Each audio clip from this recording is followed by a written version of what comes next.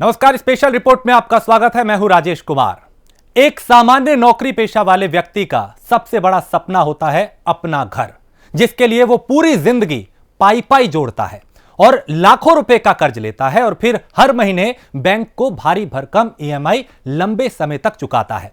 इतना कुछ वो सिर्फ इसलिए झेलता है ताकि उसका अपना एक आशियाना हो जाए। लेकिन जरा सोचिए, इतना कुछ करने के बाद भी अगर उस शख्स को परेशान होना पड़े तो आप क्या करेंगे? क्योंकि इसी तरह की जो खबरें हैं वो कई दफा कई जगह से सामने आती हैं, जो सोचने पर मजबूर करती हैं कि आखिर प्रशासन क्या कर रहा है। और इसी तरह की एक और तस्वीर हम सबके सामने आई है नोएडा के सेक्टर 78 की, जहां पोस्ट सोसाइटी महागुन मॉडर्न में, जहां हजारों की संख्या में लोग सोसाइटी के एओए के खिलाफ लंबे समय से प्रदर्शन करते रहे हैं। लेकिन दूसरी तरफ एओए का कहना है कि यह प्रदर्शन एक सोची समझी साजिश है। आखिर कौन सच्चा है और कौन झूठा, आप खुद देखिए और फैसला कीजिए।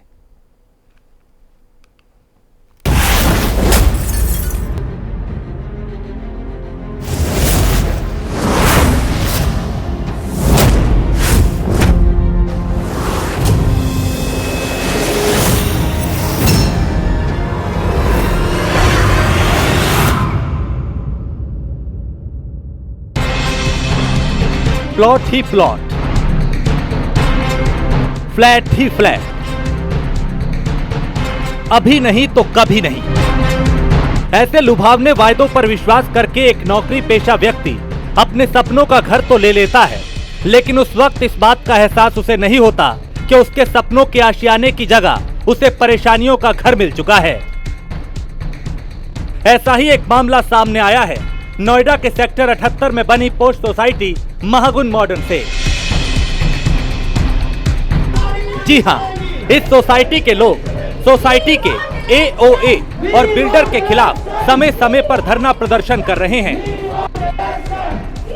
अब आप ये सोच रहे होंगे कि आखिर एओए क्या है। एओए यानी apartment owners association. AOA society में रहने वाले लोगों का एक ग्रुप होता है जो सोसाइटी के रोजाना के कामकाज पर नजर रखता है। नया रियल एस्टेट कानून कहता है कि डेवलपर प्रोजेक्ट बनाने के बाद ऑक्यूपेंसी सर्टिफिकेट मिलने के कुछ महीने के अंदर ही आरडब्ल्यूए वहां रहने वाले लोगों को सौंप देगा, जिसके बाद एओए जो सोसाइटी में रहने वाले लोगों का एक समूह होता है, वो सोसाइटी में होने वाले कामकाज और उसकी देखरेख करता है। महागुन मॉडर्न सोसाइटी में रहने वाले लोग भारी संख्या में एओए और बिल्डर के खिलाफ प्रोटेस्ट कर रहे हैं। आखिर क्या है इस विरोध की पूरी कहानी, सुनवाते हैं यहाँ रहने वाले लोगों की जुबानी। नमस्कार, प्राइम न्यूज आप देख रहे हैं, आपके साथ मैं हूँ मेघना सचदेवा। आज हम मौजूद हैं नोएडा सेक्टर 78 के मॉडर्न महागुन पर, और कारण है यहाँ के जो रहने वाले रेजिडेंट्स हैं जिन्होंने अपनी मेहनत से यहाँ पर फ्लैट खरीदे हैं। उनका ये कहना है कि उनके हक को यहाँ पर मारा जा रहा है। हालांकि इसमें कितनी सच्चाई है वो जानने के लिए आज हम यहाँ पर पहुँचे हैं। सोसाइटी के रहने वाले लोग हैं वो काफ़ी परेशान हैं। उनका ये भी कहना है कि जो दूसरा पक्ष है उसकी तरफ से अभद्र भाषा का प्रयोग भी किया जा रहा है। क्या कुछ उनकी प्रॉब्लम्स हैं ये आपको सुनवाते हैं। मेरा नाम राहुल मुंद्रा है, मैं महागुन का निवासी हूँ पिछले 3-4 सालों से। यहाँ पे 2017 में सबसे पहला इलेक्शन हुआ था, 2017 दिसंबर में। आज पूरे 3 साल हो चुके हैं। उस और आज के टाइम के बीच में ना ही एक प्रॉपरली कोई GBM which is general body meeting हुई है, ना ही कोई इलेक्शन हुआ है। यहाँ के जो एओए के प्रेसिडेंट हैं, सेक्रेटरी हैं, वो जिसको चाहे अपने मन से एओए में बुला लेते हैं, जिसको चाहे अपने मन से निकाल देते हैं। जब कोई उनके खिलाफ बोलता है या उनसे कोई सवाल पूछता है तो वो उसके लिए बहुत अभद्र भाषा का प्रयोग करते हैं। लेडीज़ को वो ममता दीदी बोल के बुलाते हैं, किसी को वो तबलीगी जमात बोलते हैं, कभी किसी को वो बिल्डर का एजेंट बोलते हैं। पिछले संडे को यहाँ पे करीब 700-800 लोगों ने प्रोटेस्ट किया था। अब मैं उनसे ये सवाल पूछना चाहता हूँ, क्या 800 लोग बिल्डर के एजेंट हैं? एक भी इलेक्शन नहीं करवा पाए आप, आज तक सोसाइटी का हैंडओवर नहीं ले पाए, लेकिन आज जब 1000 रेजिडेंट सड़क पे हैं तब भी आप एक भी उनकी बातों का जवाब नहीं दे रहे हैं। आप बस ये बोल रहे हैं सब बेसलेस है, सब बेसलेस है। एक इलेक्शन ना होना बेसलेस है, जीबीएम ना होना बेसलेस है, ऑडिटर ना अपॉइंट होना बेसलेस है, अकाउंट शेयर ना करना बेसलेस है। बिल्डर हमेशा बोलता रहता है कि हैंडओवर हम उसी को देंगे जो इलेक्टेड बॉडी होगा। अभी तक इन्होंने कोई ठोस सबूत एओए वालों ने नहीं दिया है और लेकिन फिर भी किसी तरह से इन्होंने नोएडा अथॉरिटी से कोई ऐसा ऑर्डर लेके बिल्डर को दिखा के और हैंड ओवर लेने का प्रयास कर रहे हैं। और हैंड ओवर के लिए कई बार यहाँ के प्रेसिडेंट ने बोला है कि कभी 75 करोड़ लाएंगे, कभी 100 करोड़ लाएंगे। कल तो इन्होंने ये यहाँ तक बोल दिया कि 200 करोड़ लाएंगे। लेकिन बिल्डर ने जो स्टेटमेंट दिया है अभी तक, जो पुख्ता सबूत है, उसके अनुसार अभी तक बिल्डर्स 2 करोड़ तो हमारे रेजिडेंट से मांग रहा है। तो अभी तक ये क्लियर नहीं कि हैंडओवर में ये लेंगे क्या, और हैंडओवर फिर इनको क्यों दिया जाए अगर ये अनइलेक्टेड बॉडी है। तो जब ये कालातीत हो चुके हैं, इनको छोड़ के इनको जीबीएम करवाना चाहिए। रेजिडेंट का यही डिमांड है कि जीबीएम, प्रॉपर जीबीएम हो, इलेक्शन हो, और इलेक्टेड बॉडी जो प्रॉपर हो वो हैंडओवर ले। तो सुना आपने, यहाँ रहने वाले लोगों का कहना है कि 3 साल में यहाँ ना तो एओए का कोई इलेक्शन हुआ और ना ही कोई जीबीएम यानी जनरल बॉडी मीटिंग हुई। ओपन एरिया के मेंटेनेंस के नाम पर जो पैसा यहाँ रहने वाले लोगों से वसूला जाता है, उसका कोई हिसाब किताब भी नहीं है। और तो और, अगर इस बाबत कभी एओए से शिकायत की जाती है तो उनकी तरफ से अभद्र भाषा का इस्तेमाल किया जाता है। साथ ही लोगों पर भद्दे कमेंट भी किए जाते हैं। ये लड़ाई काफ़ी पहले से शुरू हुई है, बल्कि जब बिल्डिंगें नहीं बनी थी उसके पहले से हमारी बिल्डर के साथ लड़ाई शुरू हुई है। आप सोच लीजिए 2010 से चल रही है ये लड़ाई बिल्डर से हमारी। और जब फाइनली हमें मौका मिला 2017 में कि हम अपना एओए बनाएं, उस समय बिल्डर ने एक बहुत बड़ी चालाकी करी। उन्होंने एक यहाँ पर जो मिस्टर संदीप चौहान एक टेनेंट थे, उनको फर्स्ट वोटर लिस्ट निकलने के बाद एक छोटा सा घर अलॉट किया उनके नाम पर, और उसकी रजिस्ट्री भी नहीं हुई थी। जबकि बाइलॉ में ये बहुत क्लियर है कि ओनर का डेफिनेशन है कि आपका घर रजिस्टर होना चाहिए। और ये रूल इसलिए बनाया गया है ताकि बिल्डर अपने लोगों को प्लांट ना कर सके। लेकिन इसी का फ़ायदा उठाते हुए, क्योंकि पहला चुनाव बिल्डर करा रहा था, बिल्डर ने उस आदमी को प्लांट किया यहाँ पर और उसको एक छोटा सा घर देकर यहाँ पर चुनाव जीता। बिल्डर का ज़रूर उसमें सहयोग रहा उनके चुनाव जीतने में। फिर वो अध्यक्ष बने 17 दिसंबर, जिसको कि आज पूरे 3 साल हो गए हैं, 3 साल 3 दिन हो गए हैं इसको, इन जनाब को यहाँ पर प्रेसिडेंट बने। अगर आप कोई पेपर नहीं भी देखे, आपके पास कोई पेपर नहीं भी हो, फिर भी आप सोच सकते हैं क्या एक आदमी एक पद पर एओए के 3 साल तक बना रह सकता है। ये मॉडल बाइलॉ, हमारा जो यूपी अपार्टमेंट का मॉडल बाइलॉ है, उसका पूरी तरह से मौकरी कर दिया है इन लोगों ने। और कानून पे जो डिले है, इनके खिलाफ जो चल रहे हैं कानूनी जो लड़ाई चल रही है, चूँकि हमें पता है कि इस लड़ाई में डिले हो जाती है, और इस डिले का फ़ायदा उठाते हुए उन्होंने आज तक 3 सालों में ना इलेक्शन कराया है, ना एक भी वैलिड जीबीएम कंडक्ट कराई है, और ना ही आज तक कोई भी अकाउंट पेश किया है। जब जीबीएम ही नहीं हुए हैं वैलिड, तो जाहिर बात है कि कोई ऑडिटर तक अपॉइंट नहीं हुए हैं, जो कि मैंडेटरी है यूपी अपार्टमेंट बाइलॉज के अंतर्गत। तो आज हमारे निवासी यहाँ पर सब जमा हो रहे हैं। उसकी सबसे बड़ी वजह है कि न सिर्फ इनकी इलीगलिटीज़, इनकी अनियमितताओं के कारण, बल्कि शुरू से ये लोग रेसिडेंट्स को बहुत ज़्यादा ट्रोल करते हैं, अब्यूज़ करते हैं, उनके साथ बदतमीज़ी की जाती है। कोई भी अगर इनसे सवाल पूछता है तो उनके साथ बदतमीज़ी की जाती है। तो एक समय आता है ना जब वो घड़ा भर जाता है कि आपका पेशेंस अब ख़त्म हो गया है, अब और सहने को लोग तैयार नहीं हैं। और इसका एक प्रदर्शन लोगों ने पिछले रविवार को दिखा दिया है। स्पॉन्टेनियसली ज़मीन पर आकर 500-600 रेसिडेंट ने पूरा विरोध किया है ये बिल्डर एओए नेक्सस का। अब वक्त आ गया है कि अथॉरिटी को भी जागना पड़ेगा और उनको रेसिडेंट्स की बताई बात सुननी पड़ेगी। और हमारा या फिर पूरे हमारे सोसाइटी के रेसिडेंट्स की एक ही मांग है कि नोएडा अथॉरिटी से कि आप कृपया बाइलॉज 14 के अंतर्गत आप हमारा यहाँ पर महागुन मॉडर्न में जीबीएम करवाएं, एवं बाइलॉज 28 के अंतर्गत आप उसका एजेंडा रखें, नो कॉन्फिडेंस मोशन, और जनता को ये निर्णय लेने दीजिए, क्योंकि ये निर्णय लेने का हक जनता को है कि कौन यहाँ रहेगा कौन नहीं रहेगा। तो इसलिए नोएडा अथॉरिटी से हमारा आग्रह है कि वो बाइलॉज 14 और 28 के अंतर्गत जीबीएम कराए, और ये एजेंडा रखते हुए कि नो कॉन्फिडेंस मोशन। तो हम दुखी है, हम सभी रेसिडेंट्स दुखी हैं कि अथॉरिटी हमारी बात नहीं सुन रही है। सिर्फ जो ऑफिस बियरर्स हैं वो जाकर बता देते हैं कि सारी जनता हमारे साथ है, तो उनकी बात सुनी जाती है। ग्राउंड पर आकर क्यों नहीं चेक करते कि ग्राउंड रियलिटी क्या है। लोग इतनी ज़्यादा संख्या पे ज़मीन पर उतर कर आ रहे हैं, तो उसका एक बहुत बड़ा रीज़न है ये अब्यूज़। जिस तरह से उनको सोशल मीडिया तक में अब्यूज़ किया जाता है, महिलाओं पर छीटाकशी की जाती है। जैसे किसी का नाम कोयल से आसपास कुछ है, तो उसके विषय में बोला गया कि आज कोयल ना कूकी, और वो बोर्ड मेंबर्स है। क्यों? क्योंकि वो आवाज़ उठाती हैं।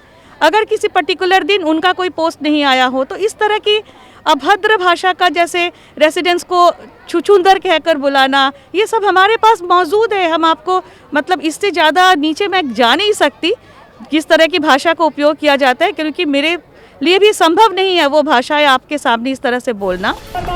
बच्चे, जवान और बुजुर्ग, अब हर कोई इस लड़ाई का हिस्सा बन चुका है। हर कोई अब अपने हक की लड़ाई के लिए विरोध को तेज कर रहा है। ये भी कहा जा रहा है कि जो यहाँ पर लोग अपनी आवाज़ उठाते हैं उनके साथ मैन हैंडलिंग की जाती है, उनके साथ अभद्रता की जाती है। इसमें कितनी सच्चाई है? हैरेसमेंट से परेशान है, हैरेसमेंट से। लेडीज, बच्चे, जो भी उनको बोलता है इलेक्शन कराओ, उसको हैरेस करते हैं, ट्रोल करते हैं।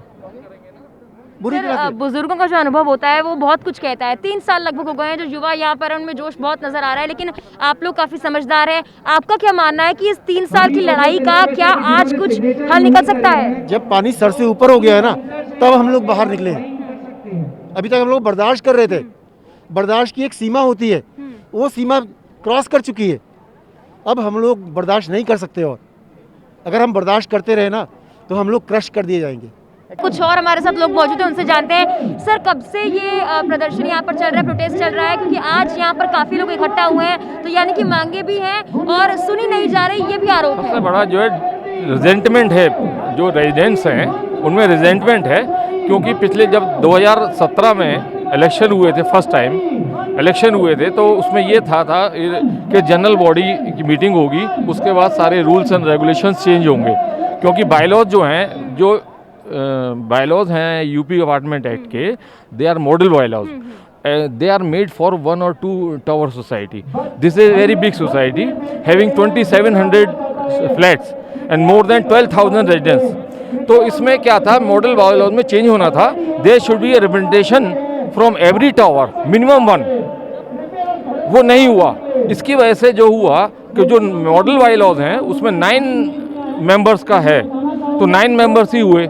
ये सब उसमें उस समय क्या था, हो सकता है कि बिल्डर और वो जो उस समय की जो AOA रही हो उनमें साठगांठ रही हो, ये नहीं कह सकते हम, लेकिन ये सब ऐसा ही हुआ। इसकी वजह से साठगांठ से क्या हुआ, इलेक्शन हुए नहीं साल भर बाद। उसमें मॉडल बायलॉज में ये है कि after 1 year half of the members shall be री इलेक्टेड। वो नहीं हुआ और 4 मेंबर्स को निकाल दिया गया। उसके बाद उसमें एक फ्रॉडुलेंटली इलेक्शन हो के जैसा भी हुआ हो उसमें इंडक्ट कर दिए गए। उससे मनमानी होती रही और ये हालत हो गई कि सोसाइटी जो है ऊपर से नीचे जाने लगी, कोई भी ढंग से काम नहीं हो रहा था। अब आपको सुनवाते हैं इस सोसाइटी में हुए AOA के पहले इलेक्शन में इलेक्ट हुए ट्रेजरर SD गुप्ता को। आखिर इस पूरे मामले पर उनका क्या कुछ कहना है, आप खुद ही सुनिए। देखिए, मैं इस सोसाइटी में सिर्फ एक इलेक्शन हुआ जो बिल्डर ने शुरू में करवाया था दिसंबर 2017 में। उसके बाद आज 3 साल हो गए, कोई इलेक्शन नहीं हुआ है। उसमें जो इलेक्टेड मेंबर थे उसमें मैं इलेक्टेड हुआ था और मुझे ट्रेजरर बनाया गया था। वो इलेक्शन से पहले ही लोगों ने कह दिया था, कीपिंग इन बैकग्राउंड, कि मेरा क्या बैकग्राउंड है कि ये ट्रेजरर होंगे। हमारी AO को रजिस्टर होने में अराउंड 18 फरवरी 1.5-2 महीना लगा था।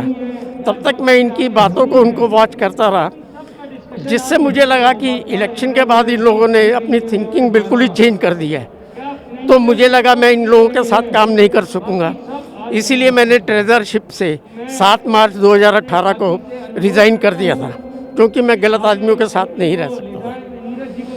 सर, यहाँ पर आरोप लगाए जा रहे हैं जो अब AOA में जितने भी मेंबर्स हैं उनकी तरफ से यहाँ के लोगों की सुनी नहीं जा रही है, और दूसरी बात, जब भी कोई अपनी आवाज़ पहुँचाने की कोशिश करता है तो उनके साथ मैन हैंडलिंग की जाती है, अभद्र भाषा का प्रयोग किया जाता है। इसमें कितनी सच्चाई है?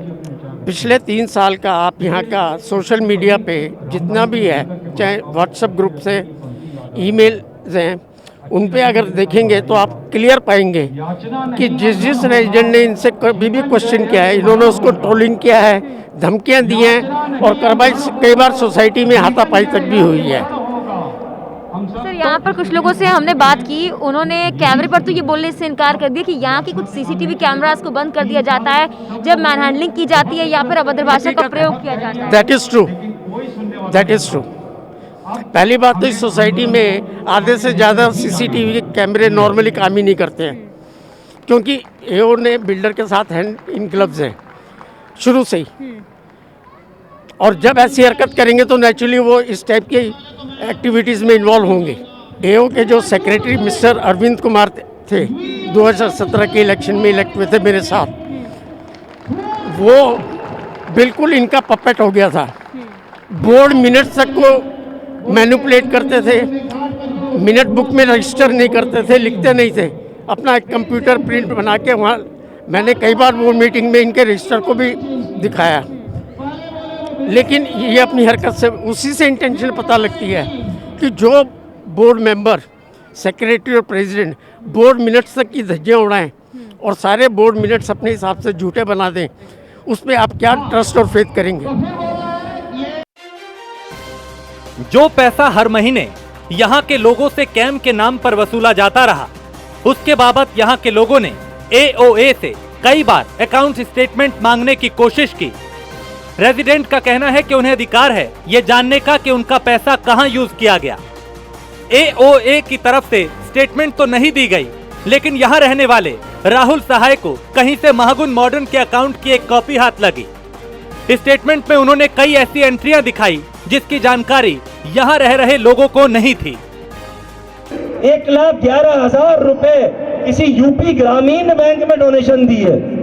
मैंने अभी गूगल पे डाल के देखा यूपी ग्रामीण बैंक कहाँ की है भैया, तो पता लगा ये तो मेरठ की बैंक है। अरे मेरठ में तो एक ही ऑफिस है, डिप्टी रजिस्ट्रार का ऑफिस। मेरठ में और कोई नहीं है, डिप्टी रजिस्ट्रार ही है।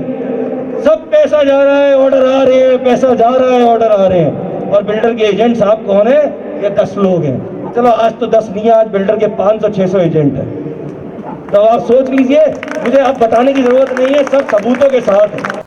मेरा ये जवाब आंसर क्वेश्चन रेजिडेंट से भी है और डिप्टी रजिस्ट्रार और नोडल अथॉरिटी से भी है कि देखिए सिस्टम में ये क्या हो रहा है, ये सबूत है।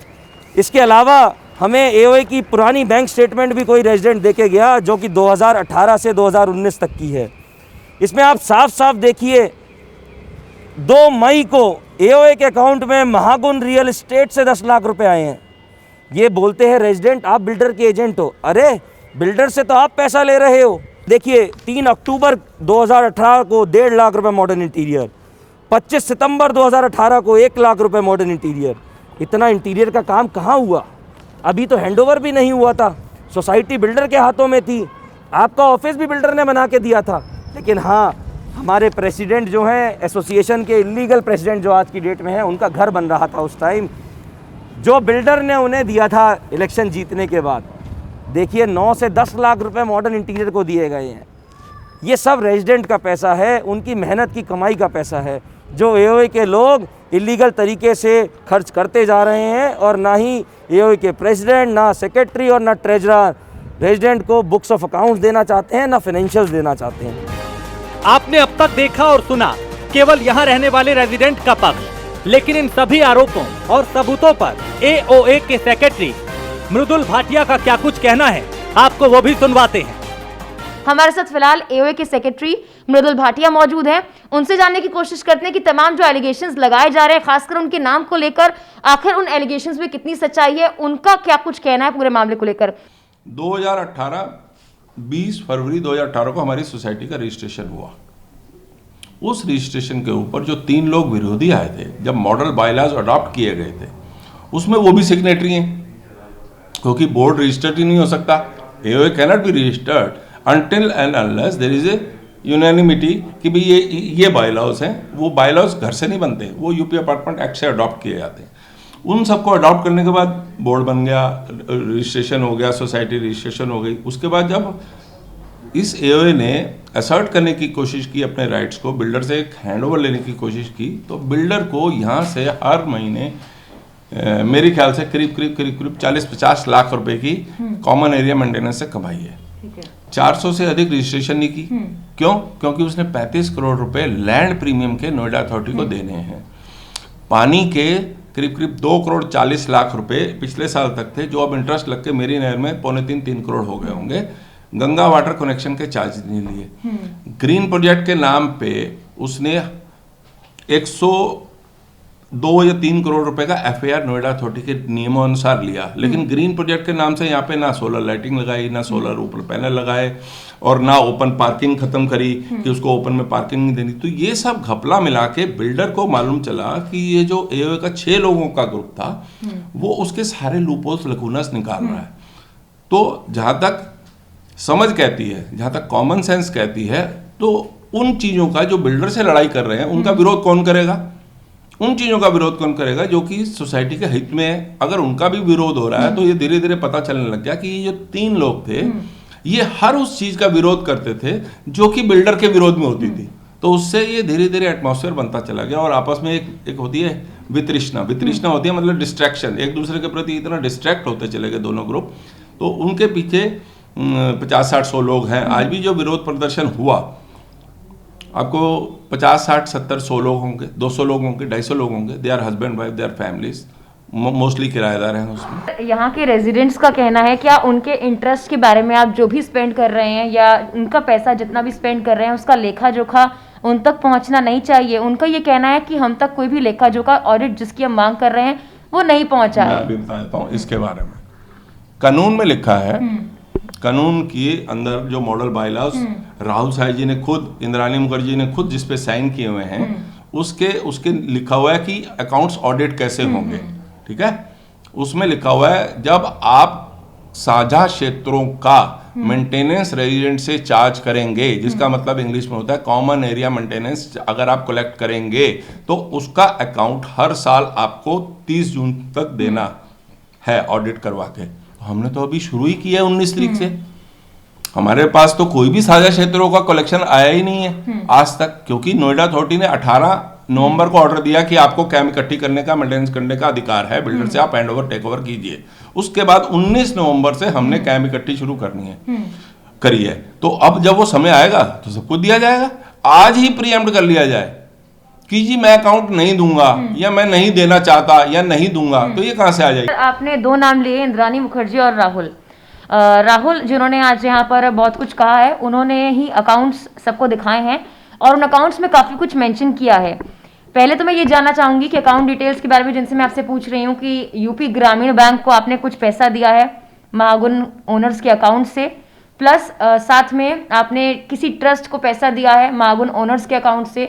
जो पैसा एक्चुअली में यहाँ के रेजिडेंट्स का है, वो चाहे सिक्योरिटी हो या कुछ भी हो, क्या वो अकाउंट डिटेल्स सच हैं?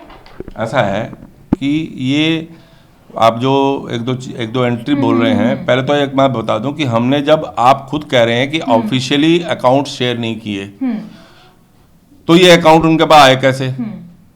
वो भी अपने आप में एक जुर्म हो जाता है। ठीक है ना? जिस आदमी ने भी, इस रेजिडेंट ने भी या किसी भी आदमी ने जिसने भी विदाउट ऑथराइजेशन बैंक से निकाला है, ठीक है, ये तो अपने आप में ये क्राइम हो गया।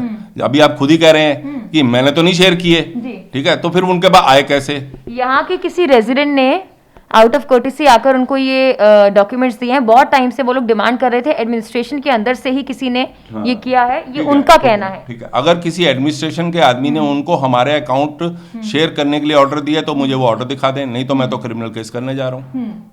मैं बैंक के ऊपर भी करने जा रहा हूँ और उस आदमी के ऊपर भी क्रिमिनल केस करने जा रहा हूँ जिस आदमी ने वो अकाउंट किसी अधिकारी के ऑर्डर के ऊपर अगर बैंक ने दिए हैं तो वो मेरे को शेयर कर दे, मेरे को कोई दिक्कत नहीं। ठीक है सर, अकाउंट डिटेल्स में ये जो यूपी ग्रामीण बैंक का जिक्र किया गया है, ट्रस्ट का जिक्र किया गया है, इसमें कितनी सच्चाई है? मेरे को कुछ मालूम नहीं है। क्योंकि ये पहले बोर्ड के पहले 2-3 महीनों की कोई होगी, मेरे को जानकारी नहीं है इसकी। मैं तो सेकंड बोर्ड में। सर 2017-18 के बाद उन्होंने 19 की डिटेल्स बोली है जिसमें ये मेंशन किया गया है। मैं बता देता हूँ आपको, लेकिन ये इन ड्यू टाइम जरूर दिया जाएगा, इन ड्यू टाइम। सीसीटीवी उस वक्त नहीं चलते जब यहाँ पर मैन हैंडलिंग होती है, चोरी होती है, ऐसे इश्यूज, इनसे फिर कैसे डील किया जा रहा है? सोसाइटी में एक बड़ी बात है, अच्छी और नामी सोसाइटी है, लेकिन यहाँ के रेजिडेंट्स एक नहीं दो नहीं, नंबर्स मैटर, 700 से ज़्यादा लोग अगर ये बात कह रहे हैं तो फिर ये आरोप गलत कैसे हैं और इनका जवाब क्या है? मेरे को ये बताओ कि 700 लोग ये बात कह रहे हैं, लेकिन जो 11,300 लोग जो बात नहीं कह रहे हैं, जब 11,300 लोग भी तो हैं और जो ये बात नहीं कह रहे हैं, सिर्फ 700 लोग ही तो कह रहे हैं। उसमें हस्बैंड वाइफ बच्चे किराएदार जिनके कोई स्टेक्स नहीं है यहाँ पे कि ये सोसाइटी गड्ढे में चली जाए, ये 3 लोग पैडल करते हैं, 50 लोग आगे मिलते हैं और 150 हो जाते हैं, नॉट मोर देन दैट। आज भी जुलूस निकला है, मेरे पास पूरी फुटेज है, 250 लोग से ऊपर नहीं है। 250 लोग 12,000 की सोसाइटी में क्या मायने रखते हैं? ये तो कोई भी कर दे। जब अंदर एक मेंबर जो ऑलरेडी वहां का मेंबर था वो एलिगेशंस लगा, मैं बता देता हूँ आपको, उनकी पर्सनल ग्रज है। वो चाहते थे कि चेक साइनिंग अथॉरिटी या बैंक में डीलिंग अथॉरिटी सिर्फ सिंगल हैंडली उनके नाम से चले। आप समझ रहे हैं बात को? जबकि हमारे प्रेसिडेंट ने बोला कि नहीं, ट्विन सेक्रेटरी होंगे ताकि चेक एंड बैलेंस बनी रहे, ठीक है। और वो चाहते थे कि नहीं, मैं ही सेक्रेटरी रहूँगा, ठीक है। इसलिए जब उनकी नहीं चली, अभी मैं बहुत बातें हैं, अगर मीडिया पे बोलने लगूंगा तो इनकी यहाँ पे से ज़मीन निकल जाएगी। बैंक में एफडी के लिए वहाँ पे कमीशन मांगने चले गए थे, अभी तो कोई गांव बसा भी नहीं था और उचक के पहले आ गए थे। जैसे कि इनको लगा कि IFMS का पैसा आने वाला है, उसकी एफडी होती है, तो उस बैंक, क्योंकि ये बैंक कर रहे हैं जिनकी आप बात कर रहे हो, ठीक है, और वहाँ पर वो वहाँ पे बात करने चले गए कि जी मेरे को इस एफडी की कमीशन मिलनी चाहिए। एक बहुत बड़ा एलिगेशन है कि यहाँ की महिलाओं को परेशान किया जाता है, उनके साथ अभद्र भाषा का प्रयोग किया जाता है। सोशल मीडिया का एक ही हैंडल है ऑफिशियल, हमारी AOA का। उसके ऊपर अगर कोई मेरे को गैंग बोलेगा, कोई गुंडे बोलेगा, तो कोई भी कमेंट करेगा, कोई भी जवाब तो देगा ना। आप समझिए बात को। हम कोई किसी लाभ के पद पे तो है नहीं, हम कोई यहाँ पे कोई कमा तो रहे नहीं, या कोई सैलरी तो नहीं है कि मैं उसको डिफेंड करूंगा।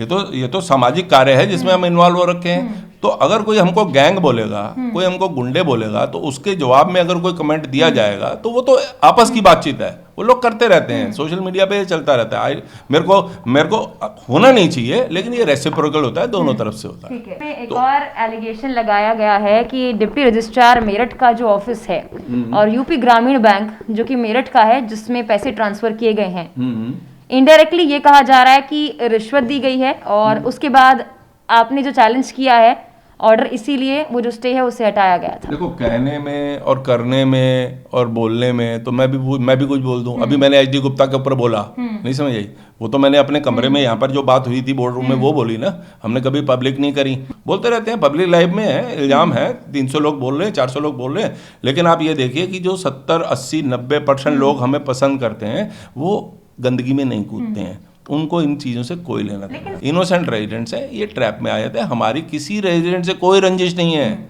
मेरी तो उन 5 लोगों से भी कोई रंजिश नहीं है हमारी, बिलीव मी, हमारी कोई रंजिश नहीं है किसी से भी। सोसाइटी के नियमों का पालन करें, AOA एक इंस्टीट्यूशन है, उसको मजबूत करें। बिल्डर के खिलाफ AOA लड़ सकती है, यहाँ के सारे इंडिविजुअल रेजिडेंट्स नहीं लड़ सकते हैं।